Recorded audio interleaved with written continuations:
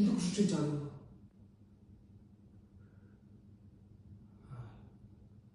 మెదడు మెదడు మనిషికి మెదడు ఉంది కదా. మెదడు బలవంతుడు మాత్రమే బతకగలడు. బలహీనులందరూ కలిసి వాళ్ళను వాళ్ళు కాపాడుకోవడానికి చేసుకున్నదే చట్టం.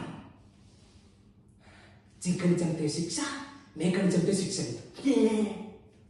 జింకలు తక్కువగా ఉన్నాయి, మేకలు ఎక్కువగా ఉన్నాయి. ఎక్కువగా ఉన్నాడు మేకలు తప్ప, మేకల కంటే ఎక్కువగా మనుషులు ఉన్నారు. వాళ్ళని చంపితే తప్పేంటి?